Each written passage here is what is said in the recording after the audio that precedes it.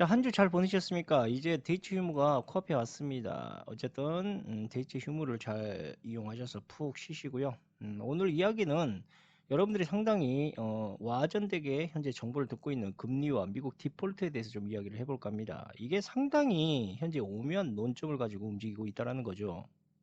자, 이것은 상당히 인위적인 현상이라고 볼 수가 있고, 이 인위적인 현상에 대해서 이따 조금 말씀드리겠지만, 크게 이 현상을 두 가지로 압축할 수가 있습니다. 첫 번째로, 과연 이것이 정말 과량의 달러를 흡수하기 위한 고금리 정책인가? 그리고 그 고금리 정책의 상관관계로 인해서 물가 상승이 지속되고 있는 것인가? 그리고 또 한 가지, 세계의 경제가 더 이상 이 자본주의라는 압도적인 화폐 유통 거래에 따른 시스템이 유지될 수 없을 정도의 화폐 붕괴 현상이 일어나고 있는 상황인 것인가? 이 두 가지에 우리가 논점을 두고 이야기를 펼쳐나갈 수가 있다는 거죠. 어찌되었든 분명한 사실은 이미 자본주의 시스템은 점점 붕괴가 되어가고 있습니다. 그리고 기축화폐를 중심으로 다른 국가들과 어깨를 다독여주고 있는 과거의 경제 시스템은 서서히 몰락되어가고 있다는 것은 부정할 수 없는 사실이죠. 자, 이 상황에서 우리가 분명히 바라봐야 될 사실, 지금의 금융 상황의 본질을 더 이상 우리가 왜곡되어 있는 정보를 통해서 있는 그대로 받아들일 필요가 없이 이제 그 본질을 깨뜨려 봐야 될 상황이 오고 있다는 것이죠. 그렇다면 지금의 경기 침체의 가장 강력하고도 파급력 있는 실체를 우리가 바라봐야지만 지금의 금융 상황의 본질을 깨뜨려 볼 수 있다. 그렇다면 그 파급력 있는 실체가 과연 무엇인가? 그것은 바로 은행입니다. 이건 뭐 자세히 말할 것도 없습니다. 단도직입적으로 현재 다국적 은행들의 파산 규모가 이미 과거 위기의 2008년도보다 훨씬 더 거대해져 있습니다. 올해부터일 겁니다. 그러니까 2023년에 본격적으로 들어서기 시작하면서 많은 금융권들이 무참히 파산이 되고 있습니다. 그런데 이 와중에도 한 가지 정말 특이한 현상이 무엇이냐? 그것은 바로 미국의 3대 대형 은행인 JP 모건 체이스, 뱅크 오브 아메리카, 시티뱅크의 전체 자산이 2008년도에 파산했던 25개 전체 은행보다 더 많은 자산으로 점점 자산이 증식되고 있다는 사실입니다. 아마도 이쯤 되면 눈치 빠르신 분들은 벌써 눈치를 채셨을 겁니다. 엄청난 경제적 모순을 방금 제가 이야기한 것이죠. 그러니까 언론에서 꾸준히 말했던 것처럼 전염병 사태 이후 소비가 줄어들게 되면서 돈의 흐름이 경색되었던 것이 아니다라는 것입니다. 더 쉽게 제가 말씀을 드리자면 현재 저 시중에 풀려버렸던 과량의 화폐들이 어떠한 자들에 의해서 압도적인 그리고 인위적인 현상에 의해 아까 말씀드린 저 3대 거대 금융권으로 돈이 집중이 되었던 것이고, 이것은 단순히 우리가 지금까지 알고 있었던 이론상으로 알고 있었던 과량의 화폐와 소비 이축을 통한 돈맥경화 현상으로 인한 경기 침체가 아니었다라는 것을 말해주고 있다는 것이죠. 그렇다면 왜 저 인위적인 화폐 현상을 만들어서 돈의 흐름을 한쪽으로 편중되게 그리고 집중 현상으로 쏠리게 만들었던 것인가? 그 이유는 아까 말씀드렸던 가장 강력하고도 파급력 있던 단어, 바로 그 은행에 있습니다. 이들이 이러한 조치를 취함으로 인해서 186개 은행들을 비롯한 미국의 은행들이 현재 파산 도미노처럼 쓰러져갈 위기에 처해 있다는 겁니다. 그러니까 글로벌리스트들이 이렇듯 자신들의 거대한 돈의 흐름을 계획적으로 다가오고 있는 경기 침체와 교묘히 버물리고 그 막대한 돈들을 거대 은행, 자신들의 거대 은행에 이 돈을 편중적으로 집중시키는 이유는 바로 은행의 파산에 있다는 겁니다. 즉 은행의 파산 현상을 통해 자신들의 새로운 화폐 시스템을 이 거대 은행을 통한 중앙 집권 체제의 금융 인프라로 새롭게 개설하기 위해서 그렇게 추진하고 있기도 하고, 또 한 가지 미국의 중앙은행인 페드와 손을 잡고 화폐 가치를 다시금 재정립을 하는 것입니다. 그러니까 이것은 늙은 매가 과거에 자신의 불의를 부러뜨리고 새로운 불의를 얻는 것처럼 새로운 미시적인 경제 체제를, 그들만의 경제 체제를 구축하기 위해서라는 겁니다.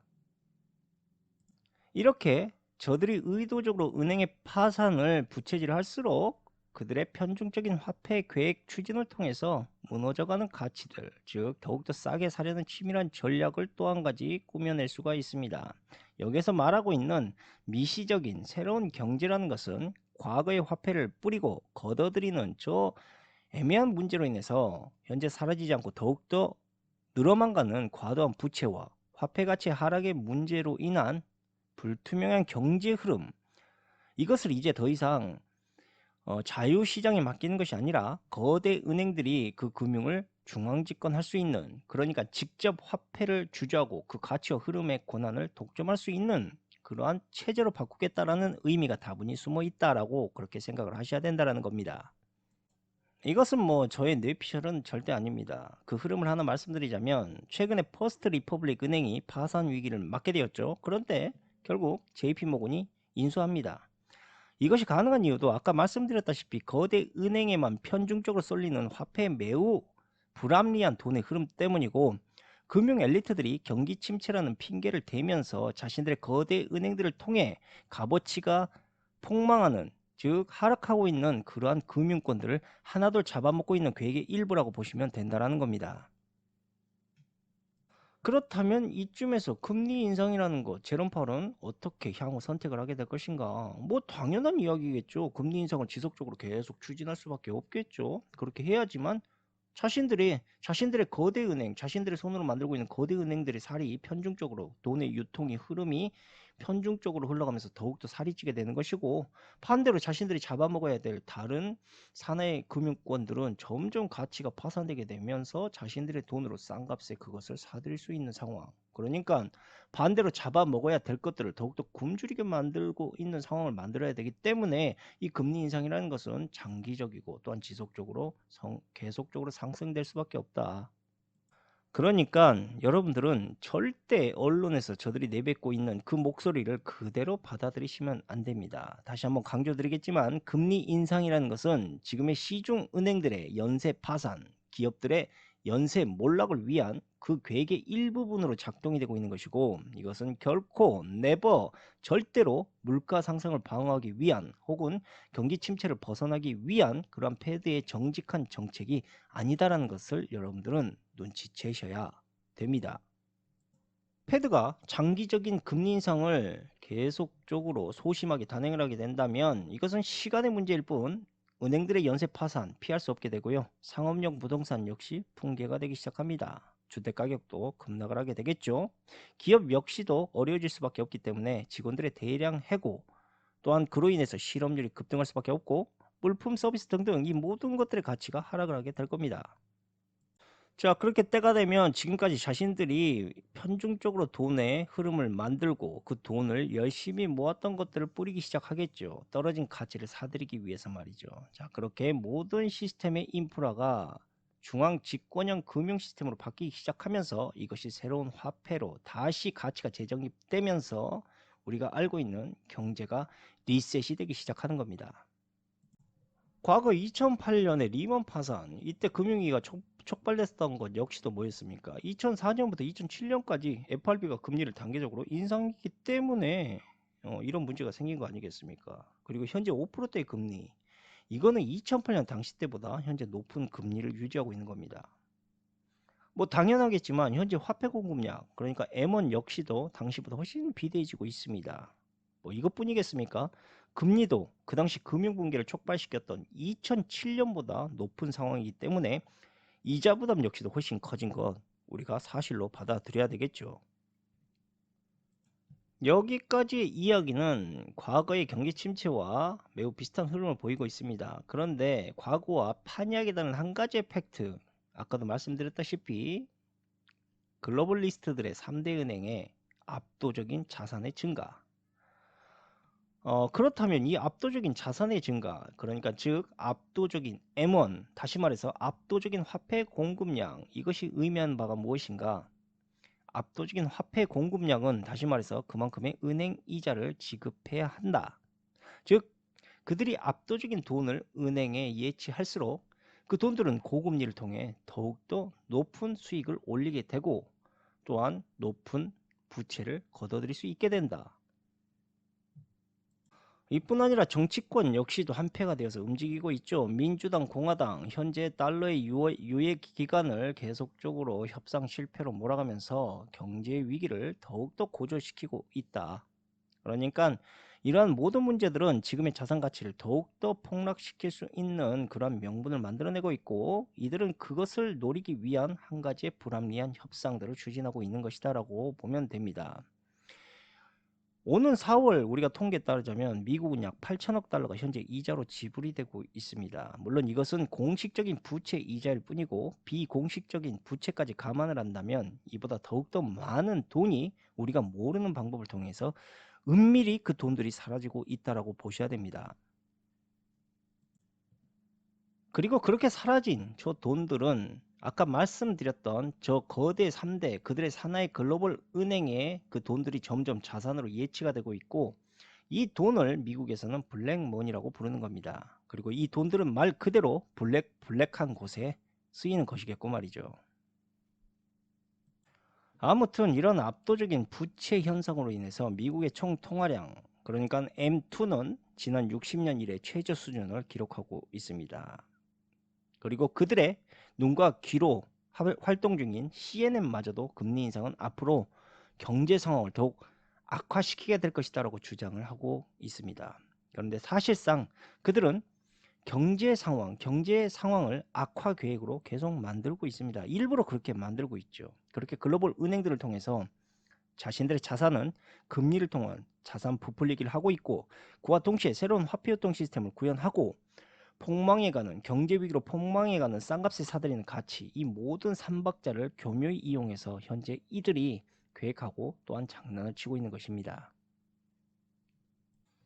그렇기 때문에 저들이 자신들의 야욕을 위해서 장난삼아 던지는 돌이 우리 같은 서민 경제에서는 그야말로 치명적으로 다가올 수 있는 겁니다. 그들에게는 그것이 한 번의 불장난으로 보이겠지만 사실 그 돌을 맞는 개구리는 정말 죽어나가는 형국이 되고 있는 것이죠.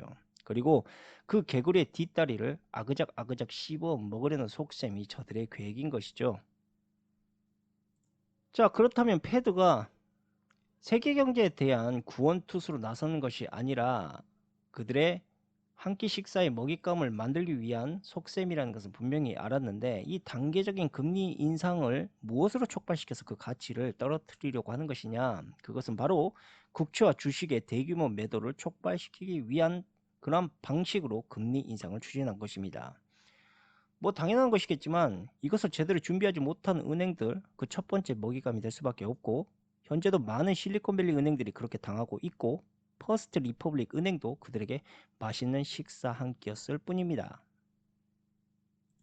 지금도 대표적으로 그들의 먹잇감이 되고 있는 상업은행은 많습니다. 팩 웨스트와 웨스트 얼라이언스, 그리고 뭐 굳이 은행뿐 아니라 기업인 페덱스와 바이스 미디어 등 모두 그들의 먹이 리스트에 현재 포함이 되어 있고, 결국 이들의 가치가 쓰레기가 되어가고 있지만 지금의 경기 침체 상황으로 인해서 아무도 그것을 사들일 힘이 여력이 남아있지 않는 상황, 그리고 그것이 더 가치가 떨어져도 그것을 끌고 나갈 수 없는 상황을 만들어 놓고 거의 쓰레기 가치로 만든다는 이야기죠. 그렇게 만들어서 다시 자신들의 돈으로 그걸 사들여 재활용하는 계획을 추진 중에 있다라고 보셔야 됩니다. 그러니까 이것이, 이 금리 인상이라는 것이 물가 안정, 뭐 소비 활성화, 이건 완전 개소리란 이야기입니다. 이거는 민심 달래기, 그 언론을 통한 민심 달래기의 가장 황당한 쇼를 펼치고 있는 것이고, 여러분들은 그 단편적인 이야기를 듣고 금리 인상이라는 것이 단순하게 우리가 뭐 물가의 상승과 하락, 경기 침체와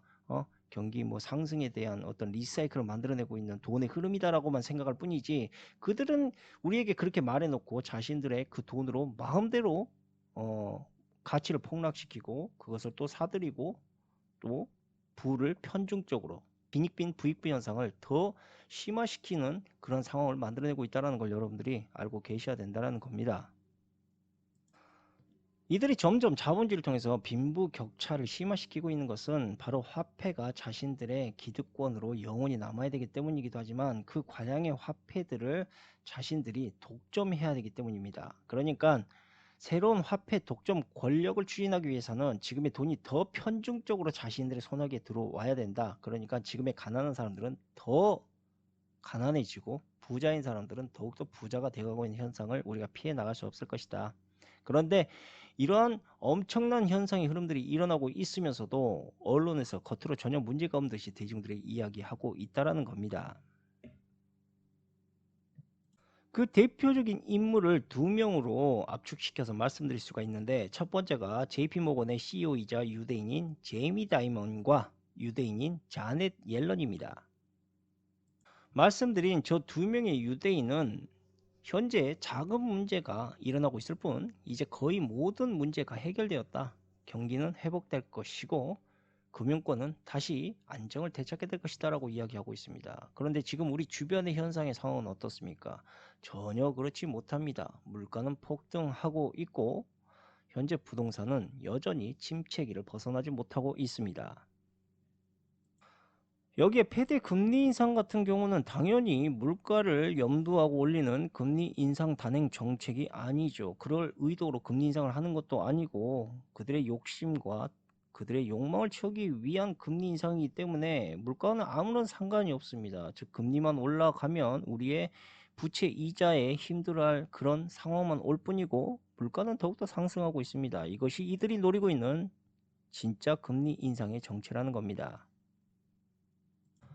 미안하지만 현재 제이미 다이먼과 자넷 옐런이 말하고 있는 건전하고도 탄력적인 은행 시스템을 갖춘 곳이라고는 글로벌 리스트들이 아까 편중적인 돈을 예치시켰던 JP 모건 체이스, 시티은행, 뱅크 오브 아메리카 뿐입니다. 저들은 저 세 개의 은행만 보고 세계 경제의 흐름을 거의 모든 문제가 해결되었다라고 그렇게 눈 가리고 아웅하다시피 말을 하고 있는 것입니다.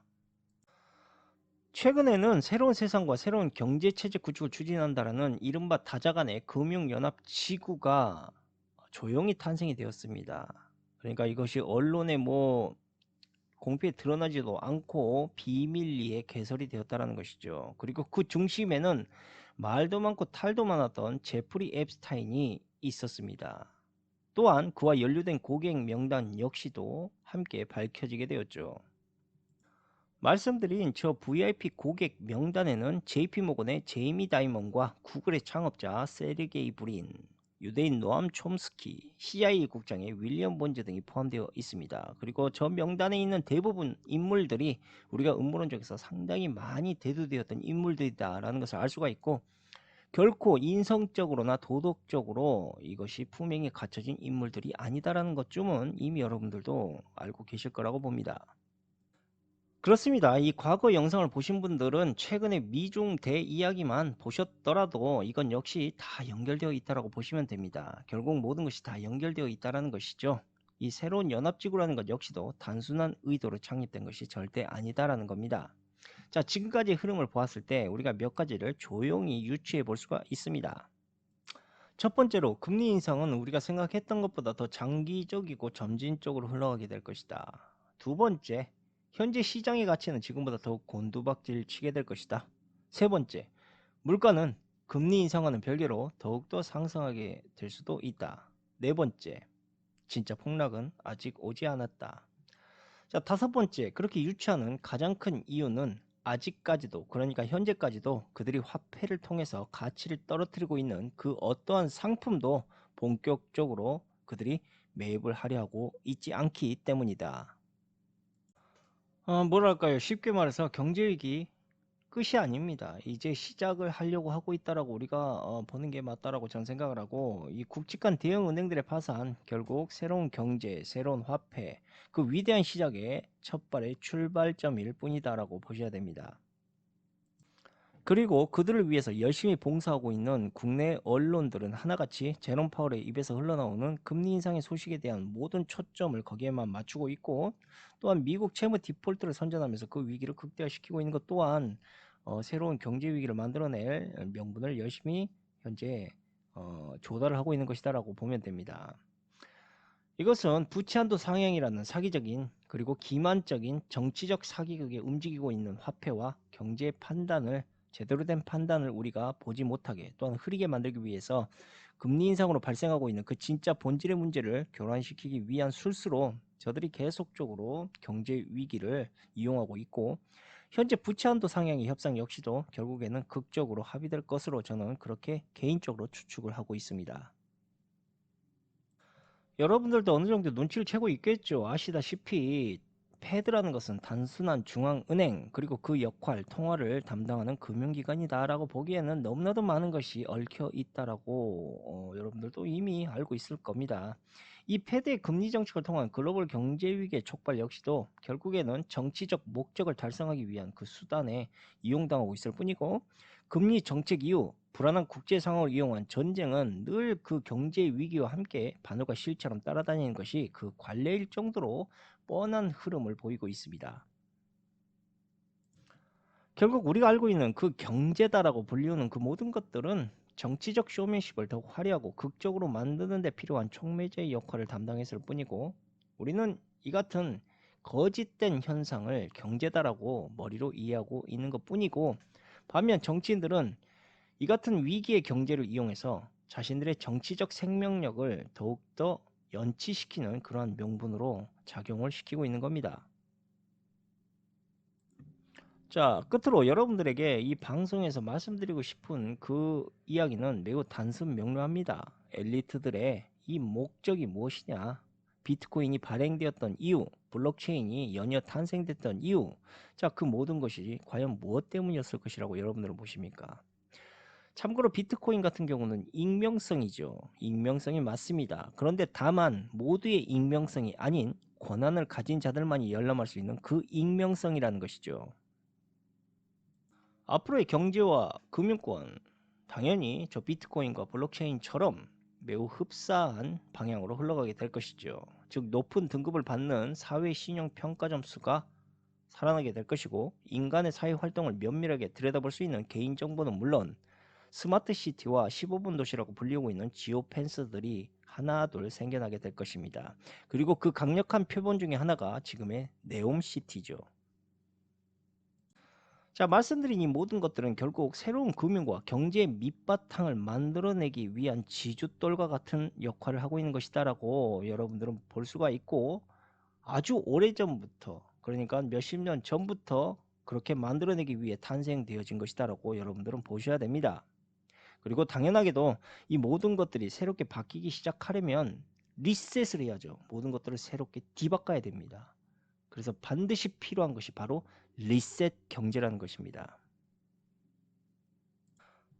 애석하게도 이 리셋 경제를 추진하기 위해서는 대공황이라는 경제 대공황이라는 흐름을 만들어내야 되고, 이 대공황은 원래 예전 글로벌리스트들이 상당히 두려워했던 그러한 상황의 경제 위기였지만, 이젠 더 이상 그들이 모든 금융권의 권한을 이번의 경제 위기로 인해서 손을 잡게 되면 그것은 이제 두려움이 아니라 기회로 바뀌게 될 것입니다. 그렇게 만든 경제 공황을 시작으로 새로운 리셋 경제를 만들고 글로벌 금융 중앙집권의 테크노 디스토피아를 서서히 구현하게 될 겁니다. 그러니 여러분들도 이 흐름을 아시고 지금의 경제 상황을 통해서 현명한 투자, 현명한 미래를 내다보시기를 바라겠습니다. 감사합니다.